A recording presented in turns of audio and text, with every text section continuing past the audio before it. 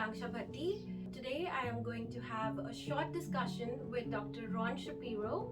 He doesn't really need an introduction for those who have been in the hair restoration surgery field for quite some time. He is in fact the author of one of the best books written on hair restoration surgeries. You can see it right behind me. We young hair restoration surgeons really like to refer to it. For others, he is one of the leading hair restoration surgeons in the world. In fact, that is why I am here in Minneapolis, that is in the United States of America. For those doctors who have just stepped into the domain of hair restoration surgery, what advice would you like to give to young doctors, junior doctors? Okay, well, first of all, thank you for that introduction. And it's been a pleasure having you here visit and watching us do the surgeries the last couple of days. And it's changed quite a bit. I got in this field 30 years ago. And it's changed quite a bit, and my advice has changed over the years, but some of it's still the same. You need to, first of all, respect the field and want to respect the fact that the goals of the patient are to be as natural as possible and to achieve their goals as far as density. And if you don't, a lot of doctors who get into this field today think it's easy. You know, just moving some hair from here to there, but it's not. It's deceptively. There's a lot of difficulties, a lot of small stuff. So you really have to believe that. There's a lot of people get into very casual. I don't need to know anything. So you've already done the first thing. So if you understand that, then you will do what you need to do. And what you need to do, of course, is you need to go to the meetings, go to as many meetings as possible before you start to learn all the different aspects and nuances of the thing. Visit as many doctors like you as you can. It's hard nowadays to find places to visit, but if you go to the meetings, you make friends with doctors. Most of the doctors are pretty open. They'll let you visit 1 or 2 days. There's a lot of beginners meetings where there's hands-on, where you can sort of learn a little bit about, you know, the different parts of it. There's really 2 parts. You take the donor out, you divide it into the grafts, you put it back, and there's 2 different procedures, FUE versus FUT. But you learn all that basic stuff, and at these beginning procedures, you get some basic hands-on experience. So that's good to do. It's a little bit of an investment and warranty. But after that, you have to be careful and start very small and very conservative. That's the key thing. You'll see these pictures on the internet of people, you know, bald and coming in with these hair, you know, full heads of hair. If you try to do that the first time or with one of your patients, you're going to really ruin them. Well, that's the other thing you need to respect.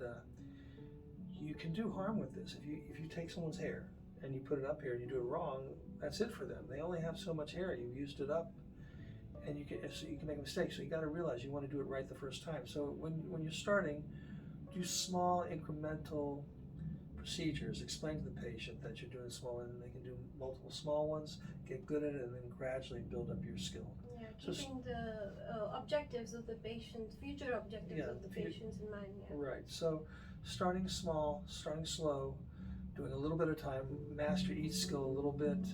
Maybe find people that just need a little bit of work. Do that. Then as you get better, more and more. So those would be the main things. But nobody will be good if they don't really realize that this is something that you have to. I remember when I got in, I think one of the reasons why I was good was I was scared to death. I think I came from a Jewish family, and guilt, and every time I touched a patient, I was so scared that they'd be unhappy. So I was very conservative, very scared, and started small. And as I got better and better, and I made my mistakes, but they weren't terrible mistakes. I learned and I moved on. But that's because I was scared. I know people that come in, I can do this, no problem. And then it's terrible. We repair people like that all the time. So I'd say stay away from that. I know that's a long answer, but sort of what I believe.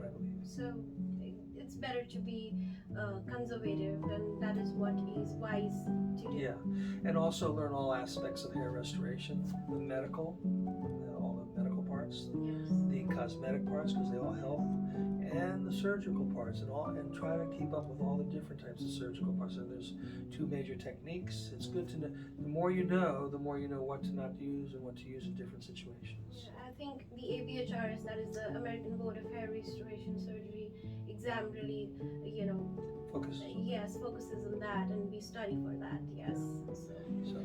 So Dr. Shapiro, you have immense expertise in this field. Since you've been practicing hair restoration surgery for about 30 years now, you've really seen this industry grow. So where do you think this field of hair restoration surgery is now headed? That's a good question, because it's really changed dramatically in the 30 years. And there have been points in time where we thought it was finished. That's my crystal ball. Yes. It's funny because it is strange. I got into the field right after those big grafts that everybody knew about, the plugs, when it was called the pluggy thing.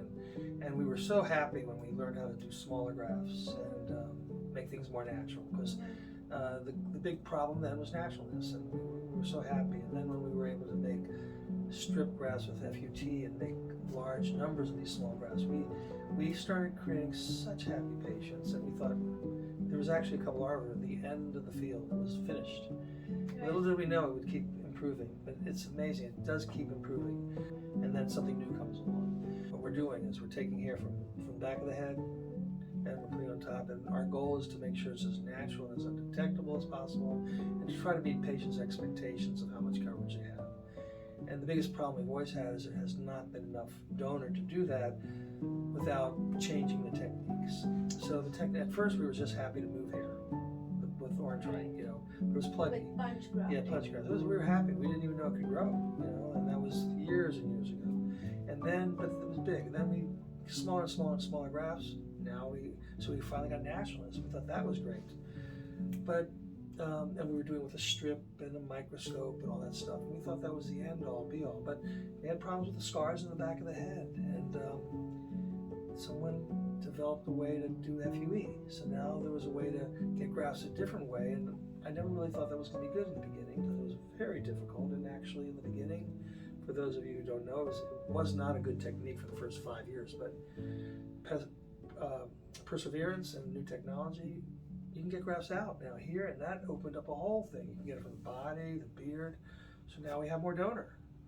So we can get more hair than before, and these tiny hairs, so we can make things more natural. And but now the problem is that so many people are getting into the field and they're not learning it, that they're not being careful. The goal right now for the field is to try to figure out how to blend the medical treatment, the cosmetic treatment, and the hair treatment in a way that we can meet these goals in a way that we don't cause any harm. So I think it's the ability to learn in the consult how much grafts we can take from someone safely with the two methods we have now, and not leave them with any disfigurement, so that we can get the maximum results on them. In the past, we were sort of just guessing. Now we're having more tools, more scientific microscopic tools to evaluate the donor. So we're getting better and better at evaluating people. We're getting better and better medicine. We used to only have propecia and finasteride. Now we have dutasteride. Now we have topical finasteride. Now we have oral minoxidil. There's so many new things. So medical treatment's getting better. The surgical, we have so many surgical tools that our evaluation's getting better. So I think it's going to get better and better. And now we're entering a new field of regenerative medicine, like exercise. Right. So I think ABHRS is an exam which can really, test hair restoration surgeon skills and really put a stamp on the doctor that, okay, this person is good because he's certified by the American Board of Hair Restoration Surgery. How do you think patients should really go about choosing their doctors? That's a good question too. I mean, it's always been a problem because marketing can make anybody look good. Anybody can claim anything, and that is difficult because the scary part about this field for the patient is they don't know who to believe. Everybody says, "I'll make it natural. I'll give you what you want," and patients are desperate. patients want hair, so they'll believe anything. So it's very important for them to do their research. Especially a doctor who promises them a large number of grafts. If it seems too good to be true, it probably is. And what you have to remember with hair transplants is that some of the times people can hit home runs. I mean, if someone has 3 or 4 beautiful results, it's, when you start to get aggressive and start to do things that don't seem good, you might do it okay once or twice. But if you have just think of it, if 1 out of 9 people, let's say get 9 people that have a great result, but 1 doesn't, and they're doing 100 people a year, that means that they have 10 people a year they've ruined. So you want to stay away from those aggressive, super aggressive techniques. The best thing to do is find people that have been in the field for a while, that seem to have, being board certified is good because it means you had to do at least a minimum. You had to study the book, you had to learn about everything, you had to learn about all the complications, you had to have at least and you've been tested. And you've been tested, and you also have to have had a certain number of cases that show that you've done well. So a board certified, it's a diplomat of the Board of America is good. But also, it's good to visit them, talk to them, see their cases, make sure they're involved in every aspect of it. Right. There's one thing you have to be very careful about is to stay away from sort of the business model of hair transplant. Yes, right. The franchise clinics. Some franchises are very good. I don't want to badmouth franchise clinics, but there is a tendency now for chop shops, like well, what it where is the doctors don't even touch the patient. Exactly, but the reason is because it can be lucrative, and it's gotten easy enough for a business to sort of go to a doctor that's not experienced with hair. This is what happens. They go to the doctor that's not experienced with hair. Maybe they're a dermatologist, there's something else, they're a dentist or this. Basically, they're not doing hair restoration surgery exclusively. And they say, you can make some money on the side. And they say, we'll give you the machine, we'll send you the technicians, we'll do that. All you have to do is market it. And they market it, they look like a regular shop, but they don't know anything about it. And it's all done by technicians or by people that shouldn't be doing it. So you really have to do your research and find out if the doctor is experienced, how long they've been in it. You have to talk to a doctor, not just a consultant. What other stuff that they do in the clinic? What other stuff they do? It's okay if they do some other stuff, but they should be focusing on hair. Yeah. And it is very difficult sometimes because it is difficult. And the other thing you can do is there are some forums out there. There are some forums, patient advocate forums, like there's many of them. There's Hair Loss Experiences, Hair Transplant Network, The Bald Truth. These are forums where that have been around for 20 years that have lots of patients that go on and give their experience. You can ask questions. Using the internet, not for the clinics, but for the forums that will have patients' experiences, and they know who's good and who's bad. You have to take that with a grain of salt too, because that there are some people that, well, you have to take that with a grain of salt too. But it is a great way to sort of wean out some of the bad. Yeah, right. So you mentioned exosomes. Yeah. How do you think? What role do you think exosomes play in hair restoration? Well, let's just talk. Exosomes, basically, I don't know if a lot of people know what they are, but exosomes are little vesicles that are found inside of stem cells that are full of growth factors, messenger RNA. It's a form of regenerative medicine. Theoretically, these substances will enable cells, they communicate with cells, and they're able to turn on biological functions that maybe are leading to hair loss or other illnesses and help them. I mean, it's been known that stem cells, PRP, there's a lot of different types of regenerative medicine that have been very helpful for wound healing and other things for a long time. It's very early in its use in hair, but my experience is that the future, actually this is something about the future of hair transplant. Now people used to think maybe there'll be cloning. You probably heard cloning. When's cloning coming along? I don't have enough hair. 10 years. It's been 10 years for the whole time I've been here. Cloning was where you take a cell and you grow a hair, have enough donor to give everybody hair. I don't think ever going to happen.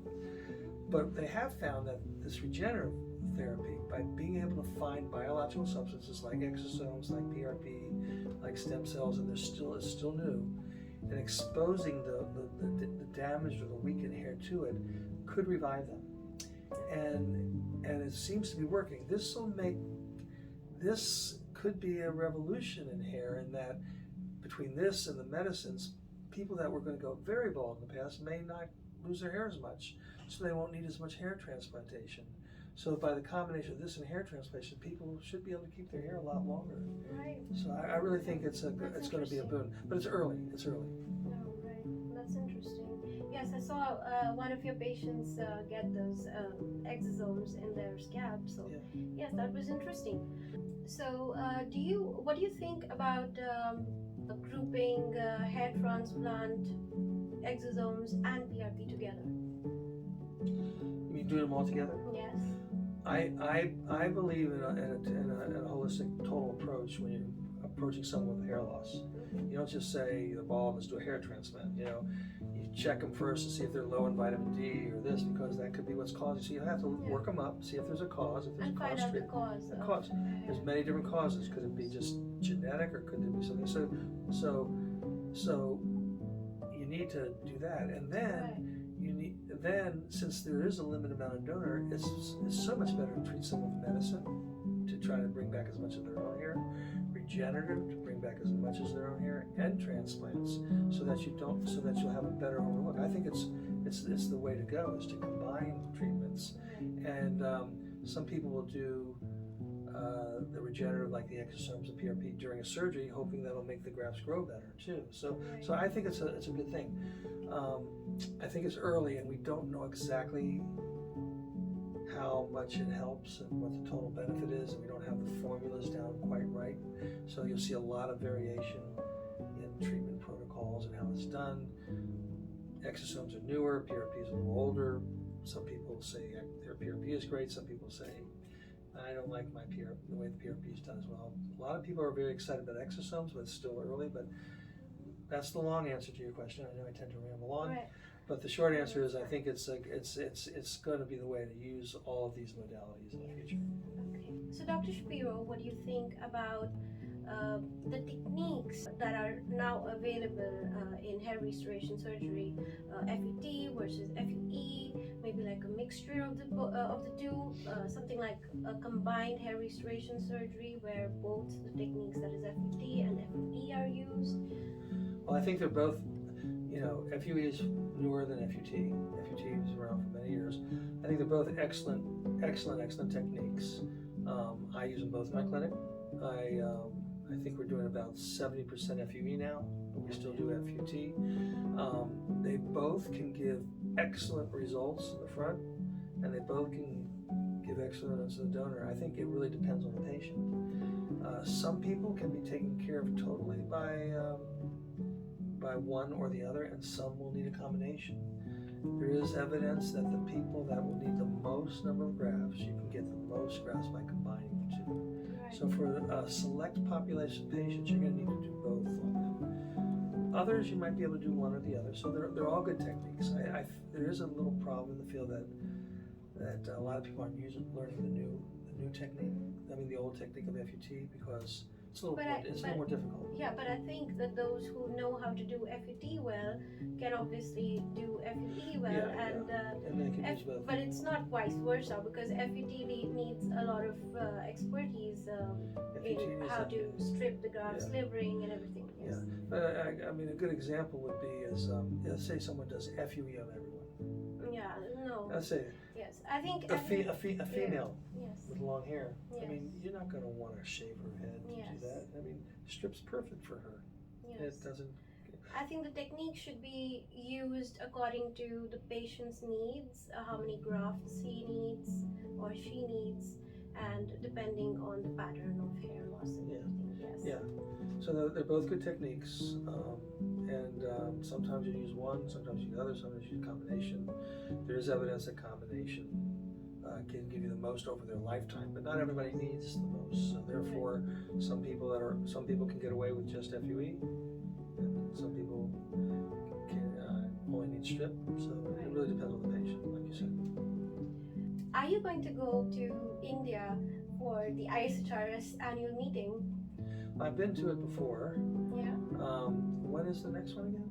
It's in February. this year it's in Panama City, This year. and next year it would be in India, Delhi. Oh, they're doing the ISHR. Of course I'll go. I've been to every ISHRS meeting. So it will be a pleasure to meet you there. Yeah. Because, yes. Of course I'll be there. I've been to every meeting. Yes, so it's been a pleasure to meet him, Yeah, pleasure too. and it's been a great learning experience for me, and I'm really grateful for this great opportunity that he provided. It's been really great to see so many cases over 3 days, and I am now going to go and see the lakes in Minneapolis and enjoy the city. Yes. Yeah, well, thank you So very much any for last coming. thoughts? No, I'm glad you enjoyed it, Yes. and it was been a pleasure having you here. And yeah, enjoy the lakes.